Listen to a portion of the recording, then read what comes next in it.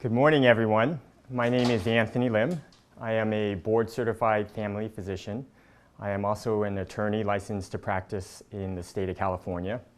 I work here as True North as one of 3 staff MDs, including Dr. Michael Clapper and Dr. Peter Sultana. I also work as the medical director of the McDougall Program, which is based here in Santa Rosa. And last, I work part-time in the Department of Family Medicine at Kaiser Permanente in Santa Rosa. I see patients there 1/2 day a week, and I also teach their plant-based eating class. It is a monthly support group, and it was started by a cardiologist, Dr. Sanford Warren, 5-6 years ago. And I'm proud to say it is the #1 subscribed group in all of Kaiser Santa Rosa.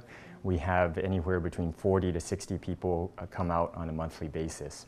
My goal today is to give you an introduction to a whole food plant-based diet, and specifically, what is a whole food plant-based diet, why should I adopt this way of eating, and how can I get started.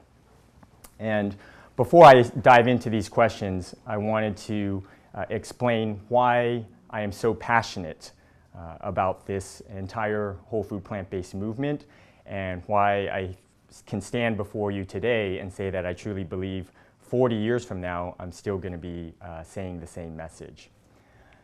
I had a traditional medical training. I trained at Boston University School of Medicine from 2006 to 2010. And after that, I came out to Santa Rosa and trained at the Santa Rosa Family Medicine Residency from 2010 to 2013. And during those 7 years of med school and residency, success looked like this for me. Success looked like having a patient with type 2 diabetes and helping them to bring their blood sugar levels to less than 150 with the aid of medications such as metformin or glipizide, or in some cases insulin. Success looked like having patients with high blood pressure in the 160s over 100s and helping them to reduce their blood pressure to less than 140 over 90.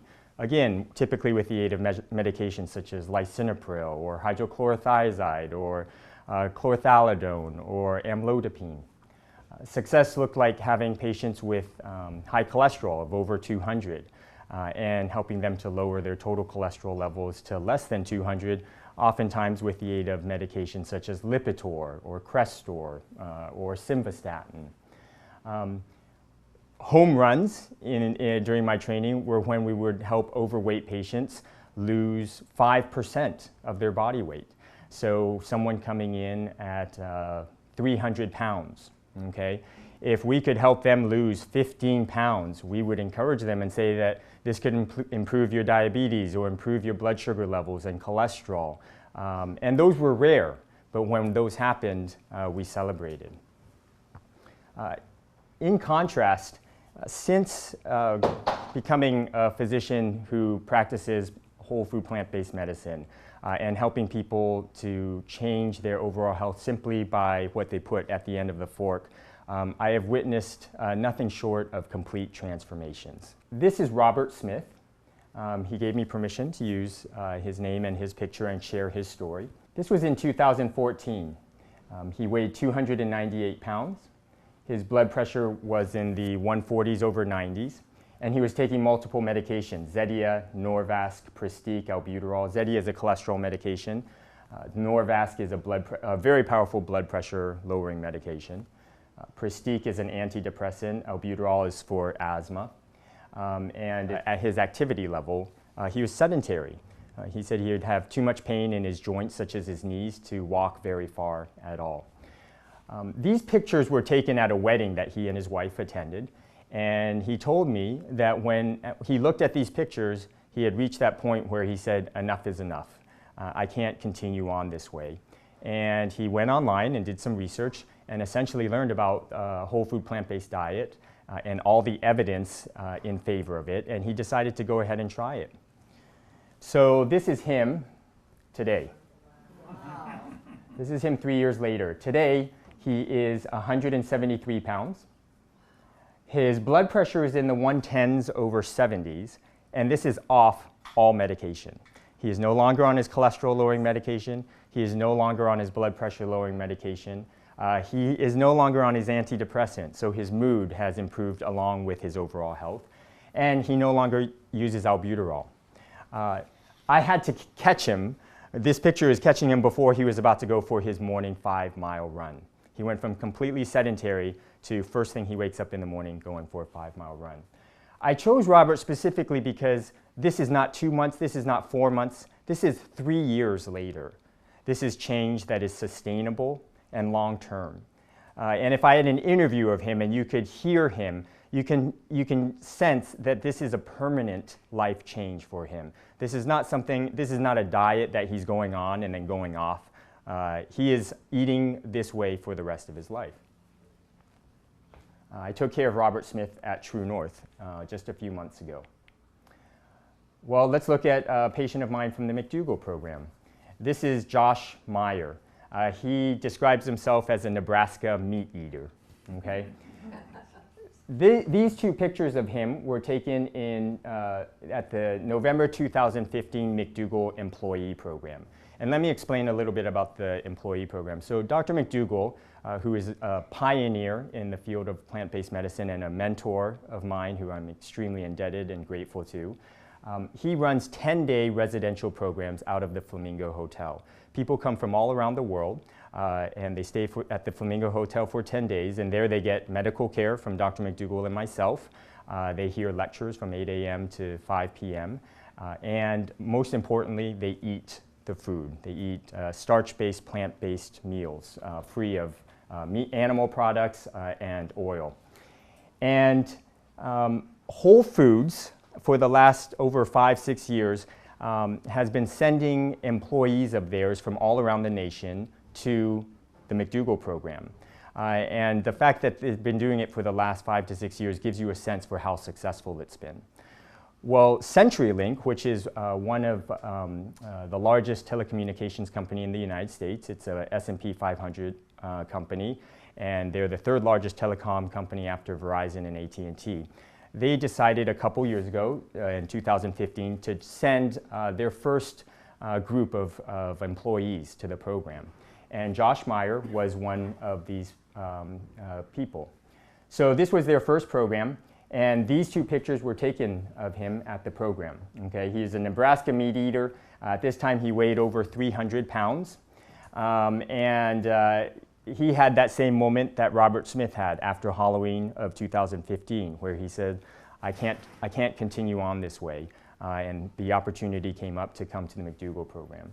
So he came to the McDougall Program, and he was still skeptical, but he decided to give it 30 days.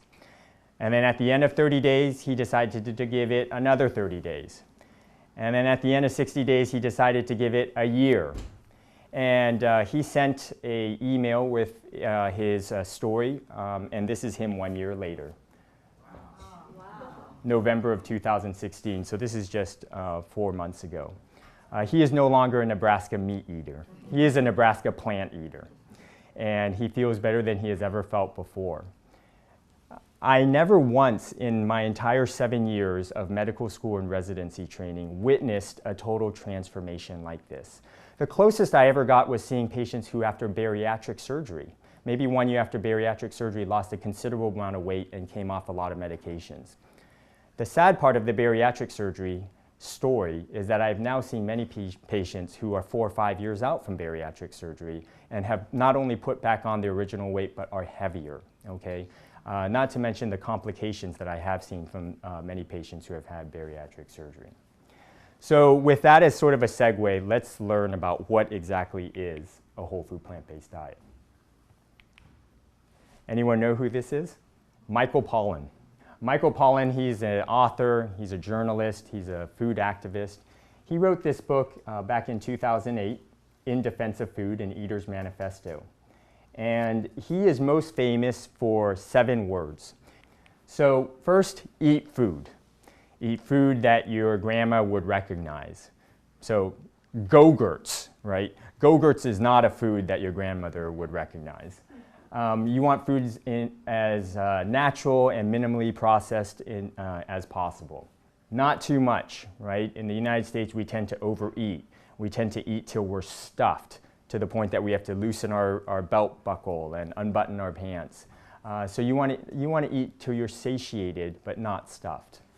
And then lastly, mostly plants. Okay? And what does mostly plants look like? Well, it looks like this. The new 4 food groups in a whole food plant-based diet are whole grains.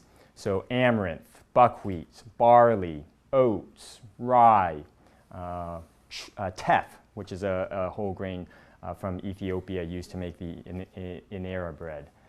Fruits, all sizes, varieties, shapes, colors. Vegetables, you're going to have your starchy vegetables and your non-starchy vegetables. So starchy vegetables would be things like potatoes and sweet potatoes and butternut squash. And then your non-starchy vegetables would be your leafy greens, your kale, your spinach, tomatoes, eggplant, cucumber. And then last, legumes, beans, peas, lentils. That's the bulk of a whole food plant-based diet. If you're deriving the vast majority of your nutrition from these 4 food groups with maybe a small amount of seeds and nuts, no more than 1 ounce a day, then that in essence is what a whole food plant-based diet looks like. So if we just look at a few pictures, this is a bowl of steel-cut oatmeal, right? This is my breakfast 85–90% of all days. I tend to use mashed sweet banana as my sweetener, so I don't even add any sugar, and then top it with some berries. I had this morning, as did my daughter, my son, and my wife.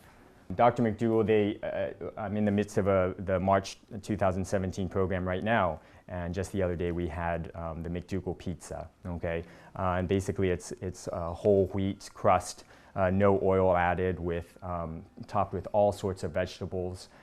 And no cheese. This was my lunch last week. I brought to work barley, edamame, asparagus, bok choy, chickpeas, pinto beans. This is a salad that I had the other day from True North. Right? You see beets and carrots and cucumbers and bell peppers. This was my dinner a few days ago. Mix of brown and white rice. Normally mine would be all brown rice, but you have to compromise as a father. And my 5-year-old and 9-year-old need that little bit for now, so I work with them. So it's a combination of my brown and white rice, black beans, pinto beans, corn, some bok choy, and some mushroom. This is a sample plate from Kaiser that they put out. Again, some black beans, quinoa as your grain, and as you can see, a wide variety of vegetables. And dessert, it looks like fruit, much less on the side of ice cream and cakes and cupcakes and cookies. After a while, your palate adjusts and fruit becomes very sweet and a delectable dessert.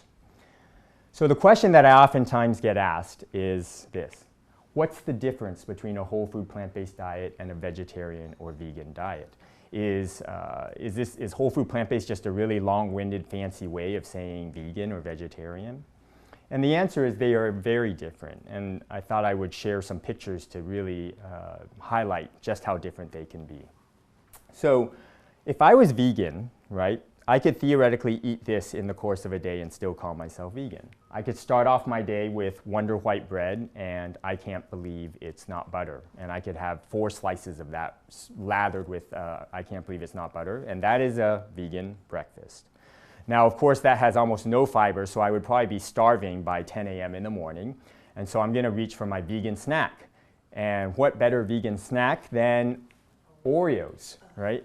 Oreos are a vegan cookie. There's no animal product in it. So I could eat 20 Oreos as my mid-morning snack and still call myself vegan. Now, by lunchtime, I'm really hungry because I've had about 0 grams of fiber. And so I'm going to reach for my vegan pizza that I comfort myself by saying that I'm using Daiya vegan cheese, so that makes it healthy, and French fries. And that's my vegan lunch. And then for dessert, I'm going to reach for my bag of gummy bears, okay, which is vegan candy. And then I'm going to wash it all down with my vegan beverage, Coke. Now, this is only up till 1 p.m., right? And this is what I've consumed during the day, and I am vegan. There's not a single food up here that is whole food plant-based, okay? Even the French fries that are made of potatoes is no longer whole food because it's been deeply processed, right? It's been deep fried. So that really captures to me the difference between a whole food plant-based diet and veganism. You can have a vegan diet that is healthy, but you can also have a vegan diet that is very unhealthy. This is one of the other most common questions I get. How will I get adequate protein if I do not eat meat? And we don't need to look much further than the animal kingdom. Let's take the gorilla. This is from Forks Over Knives. No meat, no problem. The gorilla can lift up to 10 times its body weight. Right? The diet of a gorilla is 98% basically plant matter, right? Leaves, branches, roots. They have 2%, 1 to 2% maybe, that's caterpillars and larvae, but they are not meat eaters.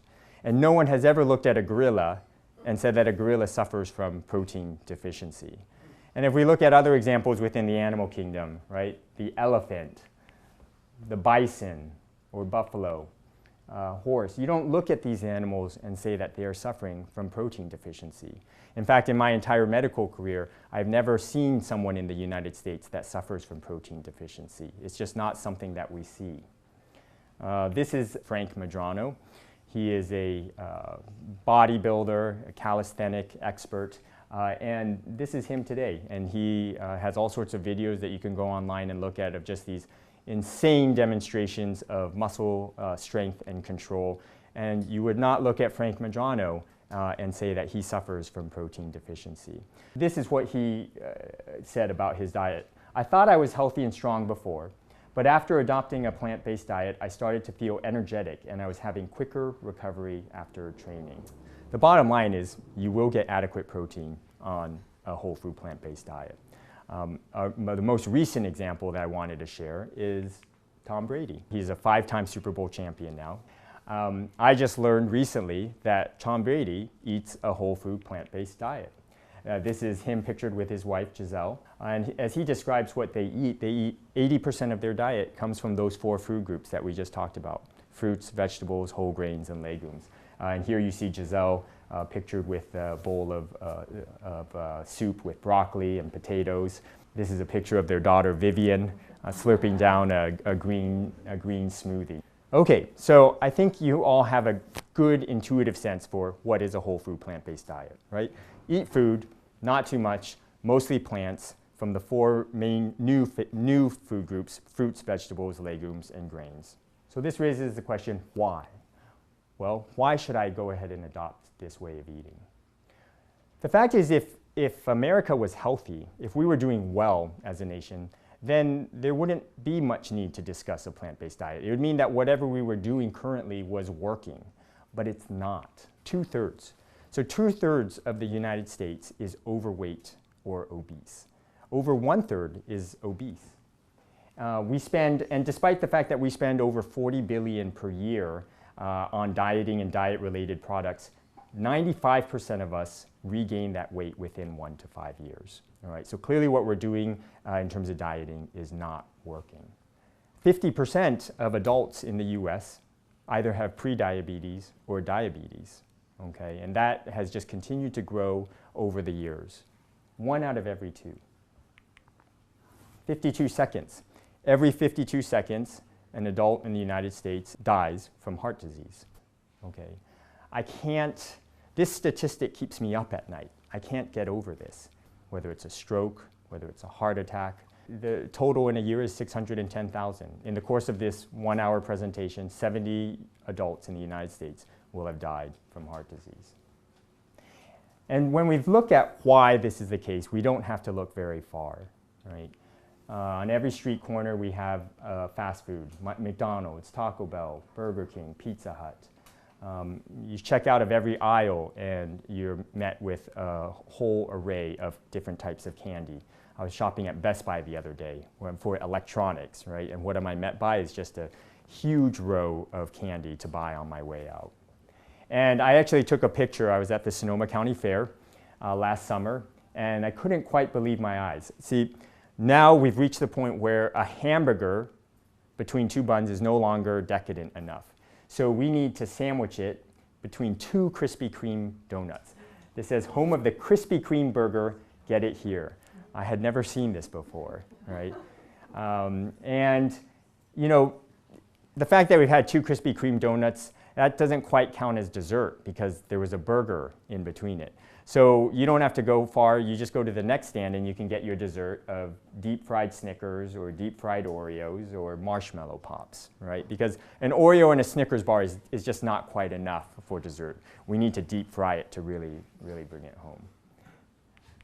More than 50% of the American diet is ultra processed. More than 50%, and to be exact, it's 58% of the American diet is ultra processed. So what exactly does that mean? I thought I'd read to you the definition from the study that performed this that was published in BMJ. So ultra processed are formulations of several ingredients which, besides salt, sugar, oils, and fats, include food substances not used in culinary preparations. In particular, flavors, colors, sweeteners, emulsifiers, and other additives used to imitate sensorial qualities of unprocessed or minimally processed foods and their culinary preparations, or to disguise undesirable qualities of the final product. More than 50% of what we eat comes from this kind of food. I wish I could say that the remainder was healthy plant-based foods, but it's not, right? Over 25% of our diet then comes from meat and dairy products such as cheese, steaks, chicken, eggs, right? Less than 10% of the American diet actually comes from fruits and vegetables. And most of that 10% is going to be things like fruit juice, right? Or French fries, because the potato would count as a vegetable. This book, Hungry Planet, the author and photographer went around the world to different countries, and they took a photo of what an average family in each of these countries eats during a week. This is the Revesz family in North Carolina, and this is 1 week's worth of food for them. And as you can see, this is truly the standard American diet, right? We've got lots of pizza, lots of meat, we've got our instant ramen noodles, lots of fast food from the Burger King, KFC, McDonald's, chips, sodas. Here's our 10% of fruit, right? So we've got some fruit juice here. Oh, and if you look really hard, you can see some potatoes and a few bunches of grapes. We've got our Budweiser, our Diet Coke, lots of milk. Right? It's an ultra-processed, fast food, heavy in meat and dairy American diet. And just contrast that with other countries around the world. All right? Not perfect, but just compare pictorially the difference. So if we looked at Egypt, this is the Ahmed family in Egypt. And just look at the colors, right? A lot more vegetables, fruits, we've got some bananas. Yes, there is some meat, yes, there's some soft drinks, but it's much, much less than what you just saw with the Revesz family in the United States. This is Guatemala. Again, lots of fruits, vegetables. They've got rice. This is the Patkar family in India. Again, same thing. What you're struck by is a huge amount of fruits and vegetables, grains, and legumes. The average American adult in the US eats over 200 pounds of meat a year. And then contrast that with India, where the average adult eats 11 pounds of meat per year. This is our answer to our problem. This is our answer to the 2/3 of Americans that are overweight, obese, to the 50% that are pre-diabetic and diabetic, to the patients with heart attacks that are dying every 52 seconds. It's pills, right? And if it's not pills, it's procedures. This is a stent, and one of the most common procedures done in the United States is to put a stent in one of the vessels to the heart to open it.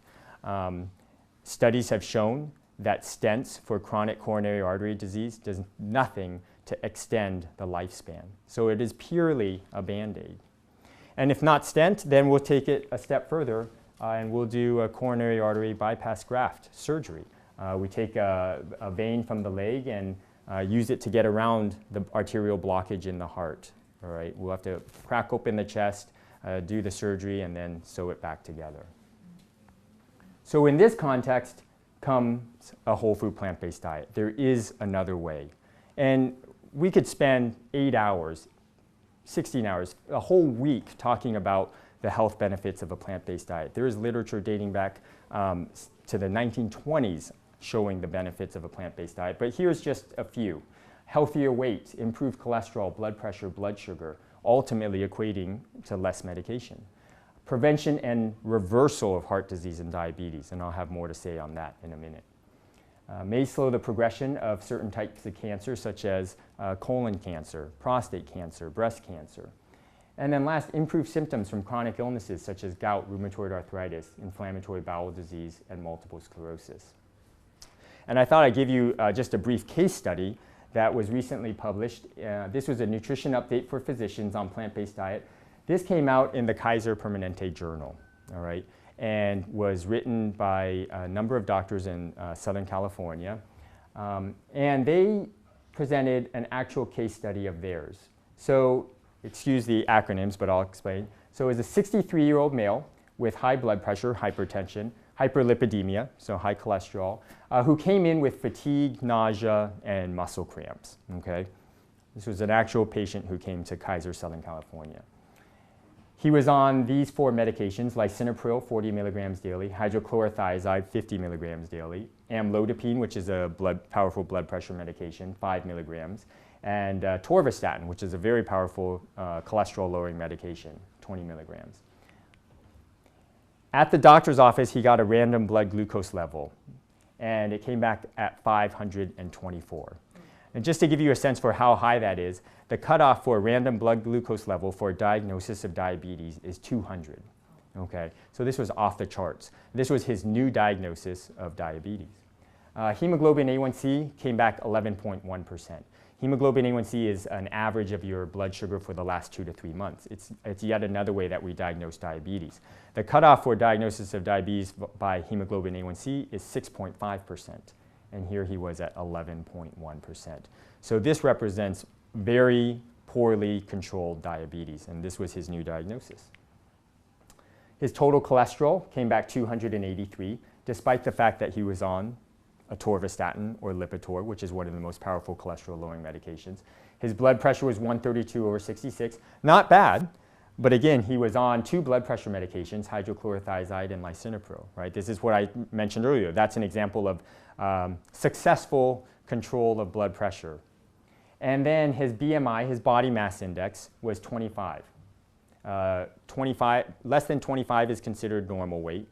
25 to 30 is considered overweight, and 30 to 35 is obese, and 35 and higher is morbidly obese. So he's just at that border between normal weight and overweight. So what did the doctor do? He, as a good, responsible physician, he started him on metformin, which is for diabetes. He started him on glipizide, which is for diabetes, and he started on NPH, which is a form of insulin, 10 units for his diabetes, right? He started him on 3 medications for diabetes. Why? Because this patient was very poorly controlled, and he wanted to get his blood sugars under better control. But he also started him on a whole food plant-based diet and advised him to exercise daily. So let's fast forward 4 months, okay? Let's just fast forward 4 months. 4 months later, in terms of blood pressure, he was off the amlodipine. He was off the hydrochlorothiazide. He had decreased his lisinopril from 40 milligrams all the way down to 5 milligrams.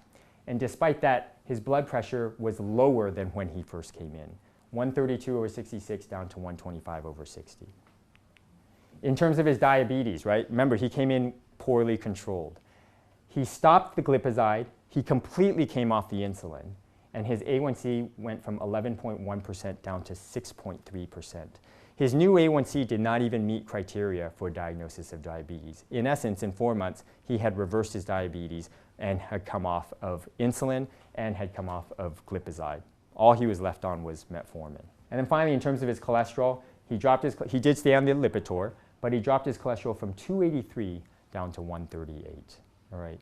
You can begin to see that the beauty of a plant-based diet is not that it just treats one condition, right? It's not like a blood pressure medication or a diabetes medication that just specifically treats that condition. This is the magic pill, so to speak, that you put on the end of your fork every day that treats all conditions. And this is a cartoon that I'll never forget. It was early on when I first learned about plant-based medicine. Dr. Dean Ornish, who is another pioneer in the field, he gave a lecture at a plant-based conference in San Diego. And he started off with this cartoon, and it has stuck with me ever since. What this is a picture of 2 doctors who are mopping up the floor. okay? And if you look in the background, the sink, the faucet is still on. It's just pouring water out. What this represents is the state of modern medicine today. We are mopping up the floor. We're mopping up the floor with glipizide, metformin, lisinopril, hydrochlorothiazide, stents, CABG, coronary artery bypass graft surgeries. And meanwhile, we're not addressing the root cause. So as we're putting in Krispy Kreme burgers, as we're putting in the candy from the checkout aisle, the faucet keeps running. And so we're literally just playing catch up, okay? And what a plant-based diet does is it addresses the root cause. Finally, we are turning off the faucet so that we don't have to keep mopping up the floor. I wanted to focus a little bit on coronary artery disease since it is the #1 killer of men and women in the United States and globally, right? As I mentioned, every 52 seconds, one US adult dies from this disease. This is Dr. Caldwell Esselstyn. He's a general surgeon. He practices at the Cleveland Clinic. And he became very disenchanted with the state of modern medicine. He felt like we were essentially mopping up the floor, just like that cartoon that Dr. Dean Ornish presented earlier showed. And when he did the research, he came to the inescapable conclusion that a whole food plant-based diet was the solution. And so what he did is he went to the cardiology department at the Cleveland Clinic and asked them to send him their most difficult, challenging patients with heart disease, okay? And they sent him 18 patients who, in the 8 years before he started his study, suffered 49 coronary events. These patients were very sick. In the 8 years leading up to the start of his study, they suffered a total of 49 coronary events. 49 coronary events in 18 patients, right? That's an average of almost between 2 to 3 events. And these events included things like increased angina or worsening chest pain, angiographic disease progression, so progression of the blockages of their coronary arteries, bypass surgery, infarctions or heart attacks, strokes, angioplasty, that procedure I mentioned earlier, where we put a stent in the arteries to the heart to open it up, or worsening stress test. People who were put on treadmills and were evaluated for what their exercise capacity was. And he put them on a simple study intervention, a diet consisting exclusively of vegetables, fruits, whole grains, legumes, and lentils, while at the same time excluding all meat, dairy, and oil. And he followed these 18 individuals for 12 years after the study was done. And remember, right, 48 coronary events in the 8 years leading up to it. In the 12 years following, zero coronary events. Most people would expect that many of them would have died, or certainly that they would have at least the same number of events, if not more, okay? And instead, all but one patient died of an arrhythmia at the 5-year mark. But 12 years later, 17 patients still alive with 0 coronary events. And if we look at actual imaging, this was from one of the patients. This is the angiography done in November of 1996. What you see here, distal LAD stands for the distal left anterior descending artery. It's one of the main arteries of the heart. You can see it's nice and open, and then right here at the end of it, it gets very narrow, okay? In a repeat angiography done 3 years later, this is what it looks like, right? It has just opened wide up. And really what this shows is that you cannot just keep these lesions stable, you can actually reverse the heart disease. You can reverse the blockages in the arteries of your heart. Just another image, this is a nuclear scan, and what you're looking at here is sort of a cross-sectional view of the main chamber of the heart, the left ventricle. And the way to understand this is the red areas represent areas of good blood flow, and these sort of yellow, greenish, darkish areas, that represents areas of the heart that are not getting good blood flow, okay? This image was done just 3 weeks into the study for one of the patients. As you can see, look at this, nice good blood flow almost surrounding the entire heart. Well, right around this same time, Dr. Dean Ornish, who is yet another pioneer, and I mentioned earlier the cartoon that he showed, he was doing a similar kind of study, except that his was a randomized control trial. So he took 48 patients, okay, and he randomized half of them to the American Heart Association diet. And these were patients with significant heart disease, anywhere from 1 vessel to 3 vessel disease. And he randomized the other half of them to a low-fat, plant-based way of eating. In addition, he did things like stress reduction or mindfulness. He did things like having support groups to increase people's sense of connection with each other, and incorporated movement as well. And how he measured progress was he looked at the coronary arteries again and looked at the amount of blockage, okay? And here's what we see. So the control group, the group that was on the American Heart Association diet, right, getting conventional care by cardiology, their level of blockage in their coronary arteries went on average from 40.7%, and then at the 1-year mark to 42.3%, and then at the 5-year mark just continued to get worse, 51.9%. And then in contrast, here's the intervention group on the low-fat plant-based diet.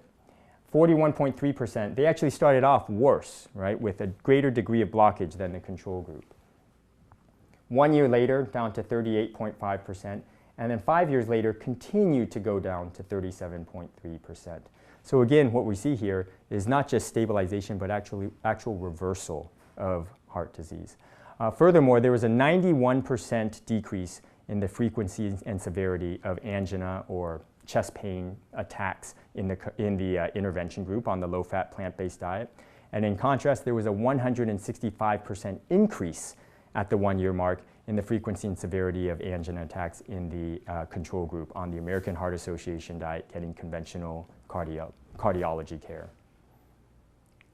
And so it's for this reason that Dr. Kim Williams, president of the American College of Cardiology, when he looked at the research done by Dr. Esselstyn, by Dr. Ornish, and just to top it all off, he had a patient who he did a nuclear scan on, who came in with 3-vessel disease, and did a scan that basically showed that she had blockages. And then 6 months later, when he reevaluated her, essentially the scan showed reversal of her disease. And when he asked her how she had accomplished it, she had mentioned that she had learned of Dr. Dean Ornish and had went on the Ornish diet. And so with all of that in combination, he finally decided to try it on his own. And for all his life, his LDL, or his bad cholesterol, had been high. I think it was around like 190, 180, 190. And this was eating a healthy, what he believed to be a healthy diet, with lots of fish, lots of chicken, a decent amount of fruits and vegetables. And he decided to go 100% for a period of time. Well, just a few months later, when he rechecked his cholesterol, his LDL level was less than 100. Okay, it had dropped almost 100 points just in a matter of months. And so what he had believed prior was that it was just his genetics, and that was as much as he could do. And then within a few months, it changed. So he has now since gone completely 100% plant-based. And I love this quote of his. Wouldn't it be a laudable goal of the American College of Cardiology to put ourselves out of business, right? President Bill Clinton, he learned of the research of Drs. Ornish and Esselstyn. And as you can remember, during his presidency, he was famous for the standard American diet that he very much enjoyed, right? And as a result, 2004, he had a quadruple bypass surgery.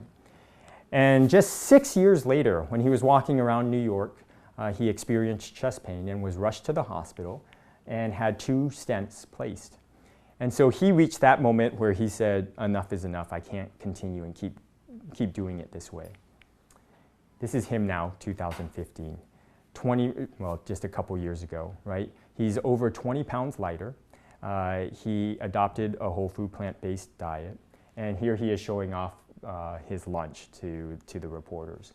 And he had this quote, I wanted to live to be a grandfather, so I decided to pick the diet that I thought would maximize my chances of long-term survival. So we don't have time to talk in depth about diabetes, but I did want to mention one study that is one of my favorite studies. Diabetic neuropathy, okay? Diabetic neuropathy is one of those chronic conditions that is very difficult to alleviate. We have all sorts of medications, gabapentin, Lyrica, and you know what? None of them truly work. Maybe they decrease your pain by 10% or 20%. Never do you ever see a patient coming in with diabetic neuropathy where you give them a medication and it goes away. Well, back in the 90s, Dr. Crane, he did a study on 21 patients with significant diabetic neuropathy that was extremely painful. And essentially what he did is he put them in a 25-day residential program, all right? And during that program, they ate a plant-based diet that was low in fat, less than 10% of the calories were from fat, and a moderate walking exercise program. At the end of 25 days, 17 of the 21 patients with significant diabetic neuropathy had 100% complete relief of their neuropathy without the aid of medications. And that's just talking about their neuropathy. Most of them were able to come off many of their medications for diabetes, including insulin. All of them lost weight. Cholesterols went down, blood pressures went down. And what's even more interesting about this study is that they followed up with these same patients 3 to 4 years later. And with the exception of one of them, 100% of them had the same degree of relief from their neuropathy. Essentially, it was a thing of the past. And it just shows you that as you stay on this, right, it is sustainable and the results are sustainable as well. This is one of my favorite books, The Blue Zones, Lessons for Living Longer from the People Who've Lived the Longest, written by Dan Buettner, a journalist for National Geographic. And what Dan Buettner did is he went around the world and looked for places that have the highest percentage of centenarians, or people who live past 100. And not just people who live past 100, but people who are thriving and living full lives, okay, into their old age. And he identified 5 blue zones: Loma Linda, California; Nicoya in Costa Rica; Sardinia, Italy; Ikaria, Greece; and Okinawa, Japan. And he did over 250 interviews of these centenarians and essentially asked looked at their daily patterns, what they ate, how they moved, who they spent time with. And at the end of it all, he distilled principles, 9 power principles that he learned from these centenarians of what tied all these places together. And at the very top of the list was a plant-based diet. Okay? So when we get away from the studies and look for what's actually going on in the real world, we see that this is the diet that civilizations around the world across time are thriving on. So this is Dr. Ellsworth Wareham. He is one example of the centenarians from the Blue Zones. He lives in Loma Linda, California. He's a cardiothoracic surgeon. I believe today he's 104 years old. And he made the decision to go whole food plant-based about 30, 40 years ago when he was doing surgeries and realizing that all the blockages that he was seeing in the arteries, these were all in people eating the standard American diet. And he noticed that he would never find these in people eating a whole food plant-based diet. And so to this day, that is what he follows. He finally stopped assisting with surgeries at the age of 95. But there's an interview of him with Dr. Sanjay Gupta on CNN, just describing how full and rich his life is. And as I mentioned, he's 103 or 104 today. So this quote from that study I mentioned, or that paper I mentioned earlier that was put out in the Kaiser Permanente Journal, I think really captures it. The future of healthcare will involve an evolution toward a paradigm where the prevention and treatment of disease is centered not on a pill or surgical procedure, but on another serving of fruits and vegetables. So we've talked about what a plant-based diet is, all right? We've talked about why we should adopt a whole food plant-based diet, looking at coronary artery disease, looking at diabetes and diabetic nephropathy, looking at people from around the world who are living well past 100 and thriving on a plant-based diet. This raises the question, how do I get started? All right, how do I get started on this? One big thing is to keep learning. Okay, this is really just the tip of the iceberg. This is meant as an introduction. It's meant to titillate your curiosity.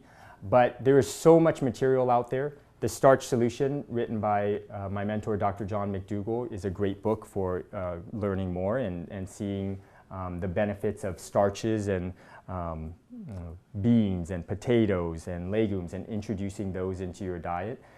This is a good movie, Fat, Sick, and Nearly Dead. Forks Over Knives is one of the movies that we recommend that all people, if they haven't watched, should definitely watch. It's an outstanding documentary on a whole food plant-based diet and really highlights the research of Dr. Caldwell Esselstyn and Dr. T. Colin Campbell, who is the author of the China study. As I mentioned, Dr. Esselstyn, this book of his, Prevent and Reverse Heart Disease, really discusses the research behind that landmark study of his that showed reversal of heart disease in the patients that he worked with. And then you can start attending conferences. So the International Plant-Based Nutrition Healthcare Conference is an outstanding conference. I've been to it twice. And you basically get experts from all around the world discussing the many benefits of eating this way. But as you're learning, we got to actually start implementing, right? And really the first thing you have to do there is you've got to clear out your kitchen. So you've just got to get a big garbage bag and put all the foods that are not plant-based, that are going to be tempting you day in, day out if you're surrounding yourself with them. So the chips, the cookies, the meat, the eggs, the dairy, okay? You want to put it and get in a bag and get it out of the house. And then the flip side of that is you need to stock your kitchen. Right? You need to stock your kitchen with plant-based foods that make it easy for you on a moment's notice to put together a meal. Here you see legumes and beans and pasta and lentils. You're going to want to stock it with fruits and vegetables. Critical to success is planning in advance. Right? We live in a culture where our work days are extremely busy. And the fact is, if you are prepared in advance, you've taken the time to on Sunday, plan what your meals are going to be for the week and take the time to go grocery shopping and prep and cook, you're far more likely to be able to eat this way and be successful than if you just take it on a day-by-day basis. And then finally, you've got to do it. You've just got to jump in, and you can do all the planning you want, but at the end of the day, you've got to do it. Ideally with a partner. Studies have shown that when you do it together in a group, your chances of success are far more likely than if you try and do it alone. Now, along the way, there's going to be times when you falter, right, or you go off the plan. And the key here is really to be resilient. So as Vince Lombardi said, it's not whether you get knocked down, it's whether you get up.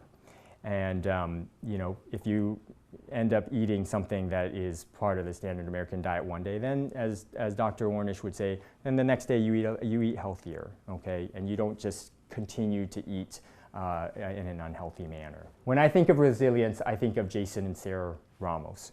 These were two patients I took care of recently here at True North. As Jason says, my current diet at the time, this was in 2014, consisted of mainly sheet cakes, ice cream, pizza, chicken wings, and hamburgers. And their husband and wife, they had together tried many different diets over the years, right? But they never gave up. They never gave up. They kept with it, they kept determined, and they knew that there was a better way.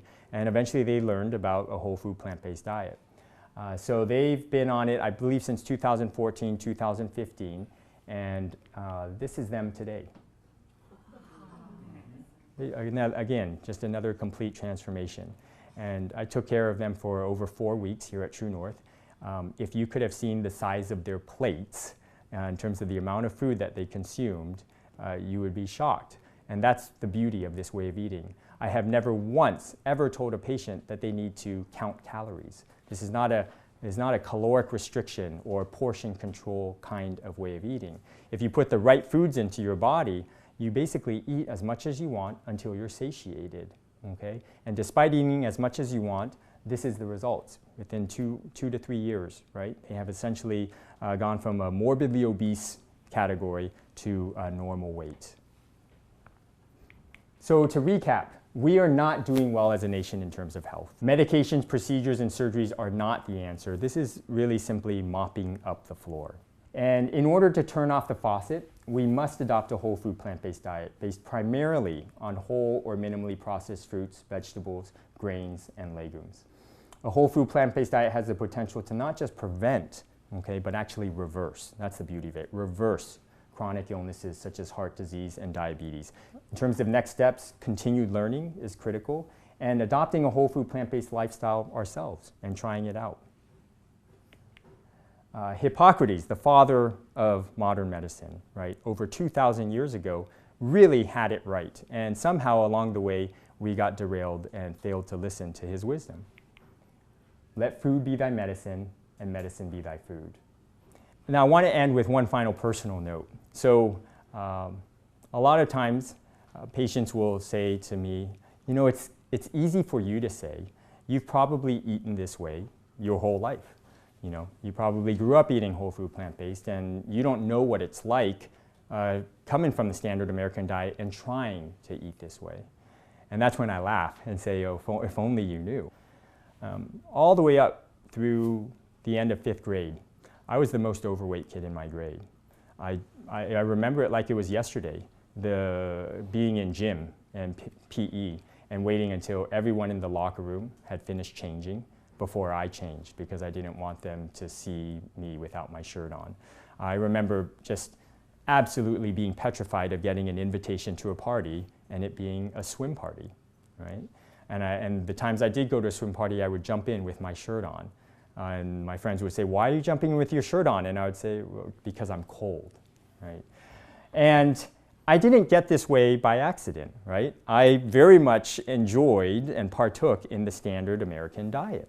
So I remember being back in Singapore where my parents grew up one summer. And my mission was to go to every restaurant that had banana splits and basically get one at each meal and compare and decide which one was the best. And so, you know, eventually my diet improved slightly.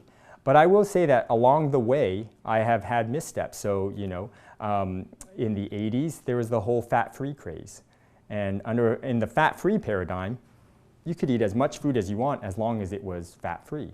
So, you know, the fat-free Entenmann's pies and the fat-free Entenmann's cookies, Twizzlers, gummy bears, Grove Stand orange juice. I would consume massive amounts of these thinking that that's healthy because it was zero fat. And then I'm embarrassed to say, but during residency, I went through the paleo phase, okay, where you could eat as much meat as you want, as long as you're avoiding carbs. And so I'm really proud. I was really proud at the time, but I knew about In-N-Out, and their off-menu item is the protein-style burger, right? It's their burger patties wrapped in lettuce instead of buns to avoid the carbohydrates. And I remember once going to In-N-Out, and I got not one, but 2 double patty protein-style burgers, all right? And yeah, so I went through the paleo diet for a couple of years. And it's only in the last few years that I've finally seen the light, so to speak, and entered what I truly believe is the final phase of my nutrition history, a whole food plant-based lifestyle. And so I wanted to end with a demo that I think sort of highlights this, okay?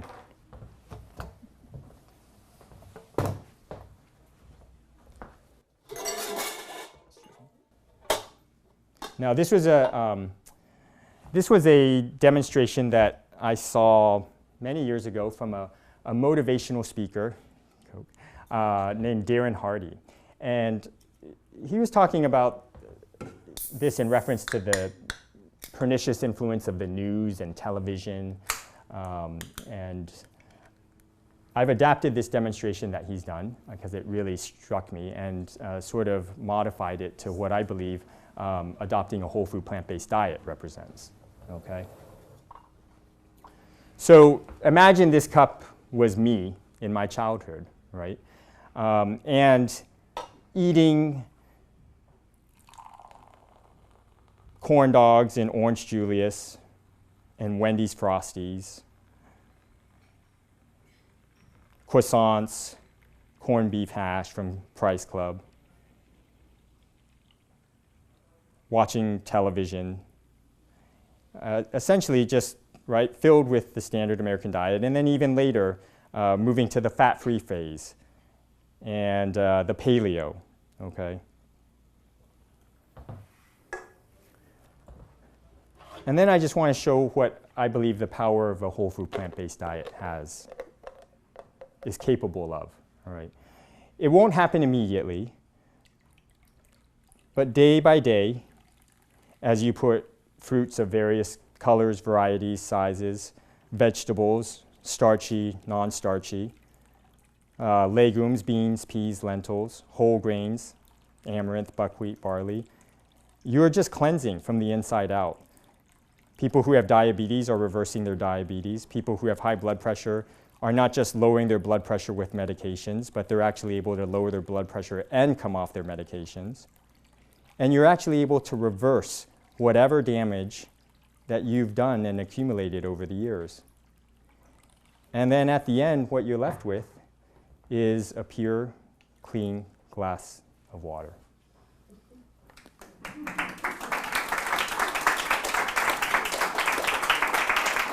Thank you very much. All right, any questions? Yes, sir. Is there a big difference between organic vegetables and regular vegetables? I do believe there's a difference.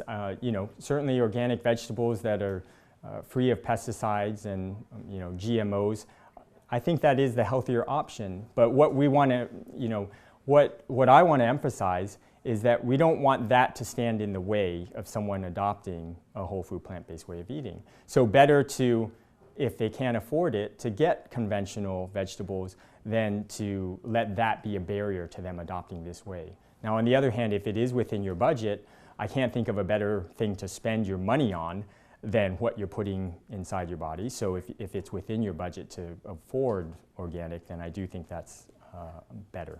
Would you eat more raw vegetables than cooked vegetables? You do lose some of the nutrition from cooking, right? For certain ones you do. For other ones, the cooking actually brings out the nutrients. So for example, with tomatoes, when you cook them, it actually increases the lycopene, which is a powerful antioxidant content of the tomatoes. And so what we say is generally try to eat a balance. I don't eat exclusively raw, and I don't eat exclusively cooked. You saw just now the pictures of what I ate, right? One was a huge salad that was raw cucumbers and beets and bell peppers. And then on the next one, you saw cooked bok choy with cooked mushrooms. So I think you just want to have a balance of both. Does that help? Yes. Great. Sir. I went to Dr. Esselstein's immersion program and went vegan or whole food plant-based for a year in effort to reduce or reverse type 2 diabetes. And at the end of that year, they did a blood test and said I was now type 1. I had progressed to that. Is there any way for this lifestyle to cause the pancreas to come back, or? So unfortunately, type 1 diabetes, right, basically means your pancreas is not producing adequate levels of insulin. And there's no reports of any sort of intervention that can reverse that. What probably happened in your case is that there's this blend of between type 1 and type 2 diabetes called what we call type 1.5 diabetes, where you may be producing some insulin, okay, but just not adequate to cover your needs. And you never really know whether someone with type 2 diabetes, where they're going to end up until they get down to what their true ideal weight should be. And then if they're at their true ideal weight and they're eating whole food plant-based and they still need insulin, that probably means they have a degree of insulin insufficiency and they're going to need a little bit of insulin for the rest of their life. But what we oftentimes have is people who come in diagnosed with type 1 diabetes that over the years have also become very overweight. So not only do they have insulin insufficiency, but they also have insulin resistance on board. And we have been able to see these patients come off a significant amount of their insulin. Let's say they were taking 100 units per day, and they just assumed, well, I'm type 1, that's what I'm going to be taking the rest of my life. When they lose 40, 50 pounds, they end up needing 10, 15 units just to cover their basic needs in a given day.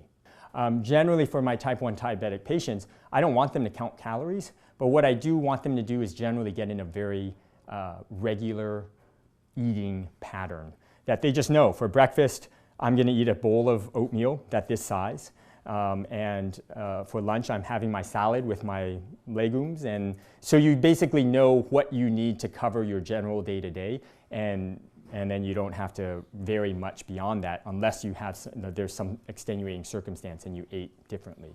But in general, once you have a set eating plan and you figure out what your needs are, you're able to stick with it. It definitely is a little more complicated than, say, for a type 2 diabetic. But I don't believe as a type 1 diabetic that you need to count calories. Yes, ma'am. We're in the transitioning slowly. And we buy like the best eggs available, but we're not ready to give them up yet. Okay. Is that just a step in the right direction? My mission is not that the world becomes 100% whole food plant-based, that 100% vegan. My mission and hope is that we move the needle dramatically, not just a bit, but dramatically across the world, across the United States, across the world, in the right direction. Similar to the blue zones, right? In Nicoya Peninsula in Costa Rica, Okinawa, Japan, Ikaria in Greece, Loma Linda, California. None of these places were exclusively 100% plant-based. But you look at one of their meals, just the way you saw Hungry Planet, you look at their week's worth of menu items, it's clearly 80–90% unprocessed fruits, vegetables, legumes, and grains. And so, if in your case that's something you're not yet ready to give up or decrease, but you've decreased your meat consumption, you've decreased your dairy consumption, you've cut back on the amount of oil you use, you've greatly increased your fruit and vegetable and legume and whole grain intake, then I applaud. The last thing I would want is for you to focus on where you're failing or not meeting. And then there's going to be a time where you're going to say, okay, I think I feel ready to tackle this, all right? And then yet your neighbor, after watching Forks Over Knives, may have just said, like, I'm done. That's it. That's the last egg. That's the last bite of fish. That's the last bit of olive oil I ever use. And that is right for that person, okay? The one caveat is there are certain people with certain health conditions where their health history, I think, makes it a little more imperative for them to make a more drastic change sooner rather than later. So if I have a patient come to me, a 70-year-old with diabetes on 60 units of insulin, with a history of 2 heart attacks, on multiple medications, and complaining of chest pain, I'm not going to say, I think an incremental approach is okay. I'm going to say that you need to make changes, you need to make big changes, and you need to make them now. And I'm going to put a harder sell. So I have different approaches for different folks. Does that help? Yes. Sir.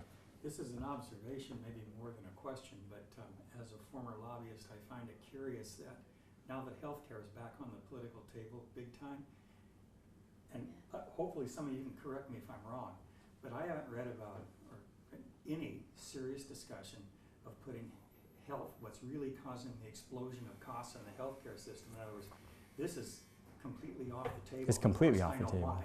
Yeah. Kit's comment is that is a whole nother lecture, and it is something I feel, it just incenses me, right? But just to give you a few examples. So Coca-Cola, right? They created a nonprofit organization called the Global Energy Balance Network, all right? And it basically came out in the news, in the New York Times last year, that the Global Energy Balance Network was sort of an umbrella with the goal of putting out research showing that our diabetes and obesity epidemic is not from the sugary drinks and the Cokes and stuff. It's from lack of exercise. And so it's brilliant if you think about it, right? Because there's some truth in it, right? We don't exercise. We don't move enough. We don't have enough PE and physical education in our schools. Our children are not moving their bodies enough. And as adults, we're certainly not, right? We're watching too much television. So there is some truth. But to suggest that that is the primary cause of our diabetes and obesity epidemic, and not the cheese pizzas, the Coca-Cola, the Pepsi, the candy in the aisles, the Krispy Kreme burgers, is wrong, right? And just this last year, in 2016, documents came out showing that the sugar industry back in the 60s paid researchers at Harvard to put out research showing that the coronary artery disease epidemic was due to fat, okay, and not from processed sugar and all the added sugar. Again, brilliant strategy, right? Is fat absolutely one of the contributors to the coronary artery disease epidemic? Yes.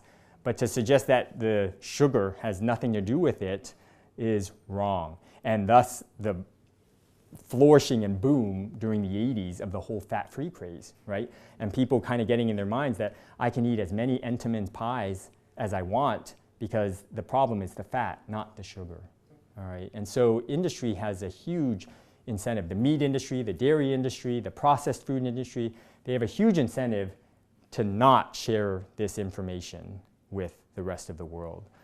And what I love about this movement, and one of the reasons I'm so passionate about it, is that at the end of this presentation, I don't have a supplement or a product to sell to you. I'm not getting a kickback from the broccoli industry and the cauliflower industry, right? These are not the wealthy. So the people that you see advocating for this movement are doing it because they truly believe it's the truth, right? They're not, they don't have a product to sell. Yes, ma'am. You mentioned Kaiser, and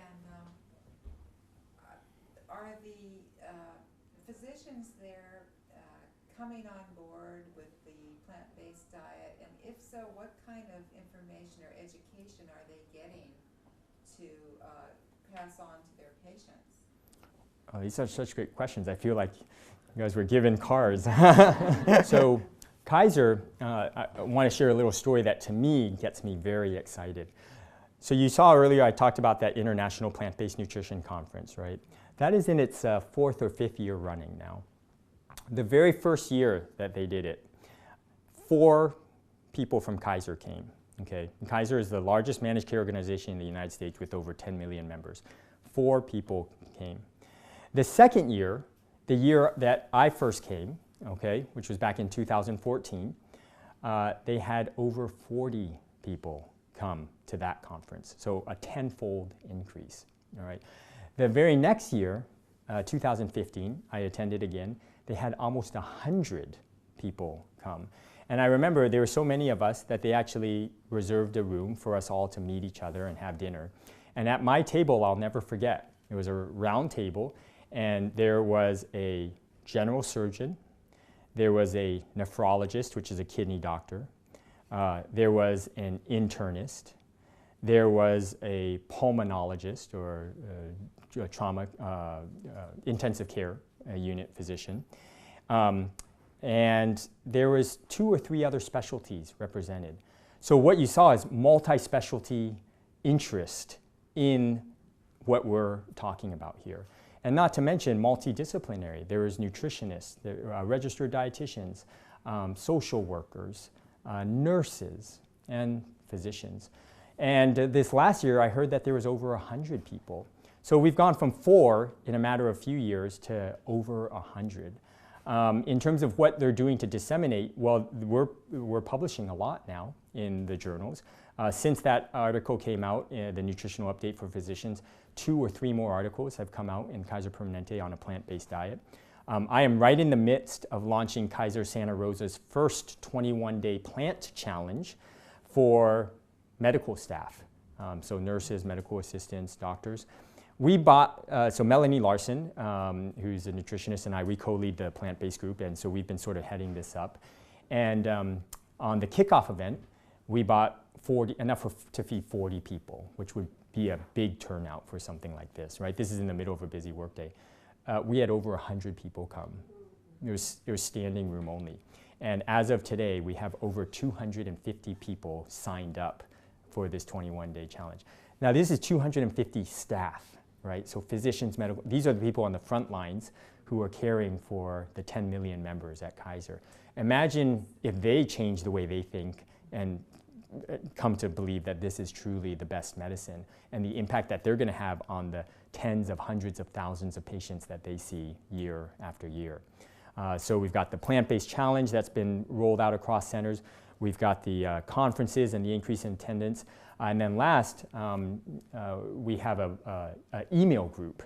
And once a month, we have webinars where doctors and medical staff are learning about what sort of initiatives are going on in other centers across Kaiser, whether it's Georgia, whether it's Southern California. And so we're all sort of connected that way. And I believe there's over 300-400 people on that email listserv. So what I sort of sense is an explosion about to happen. You know that book by, is it Malcolm Gladwell, The Tipping Point? Like, I'm an optimist, right? But I'm also a realist. But I truly believe that we're kind of at a tipping point where once enough momentum develops and they tell their friends and then their friends tell their friends, that it's just going to you can't contain the truth. And I believe Kaiser's going to be a part of it, and it's one of the reasons that I'm honored and feel privileged to be able to be a part of that. And that's one of the reasons I've continued to work at Kaiser. So, I very much see my 3 different roles as a staff physician at True North, as medical director of the McDougall Program, and as a part-time physician at Kaiser. I really feel that they're in different worlds that they all intersect, and the synergy is amazing. Back there. Dr. Furman really advocates a high nutrient-dense diet. Yeah. So he basically wants us to eat a lot of greens and vegetables before we eat starches, because the starches will fill us up, so we won't eat as much greens. Right. What do you? I'm finding a confusion between what he's saying and McDougall, who encourages more of a starch-based diet. Right. And I've thought a lot about that. It's kind of funny. Dr. Furman's the reason I'm here in a way, because I had never heard the word whole food plant-based until I saw Dr. Furman come on PBS in the summer of 2014. In 7 years of med school and residency training, I'd never heard those 4 words, whole food plant-based diet.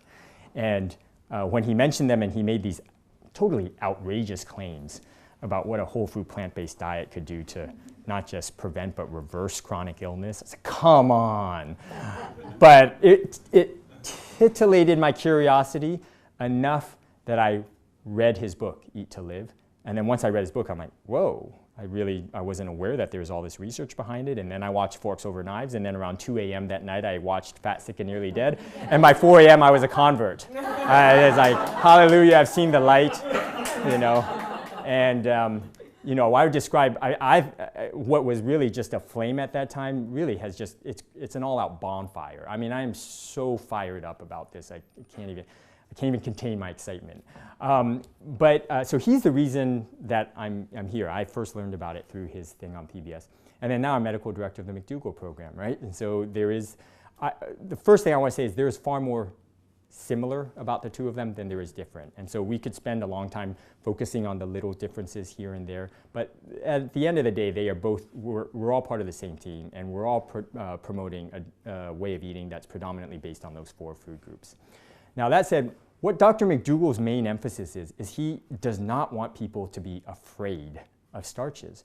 This whole low carb movement, this paleo movement that I'm guilty, that I had subscribed to for a period of time, has really pulled pulled a hoax over us. I mean, and you see people that are afraid of potatoes and afraid of whole grains.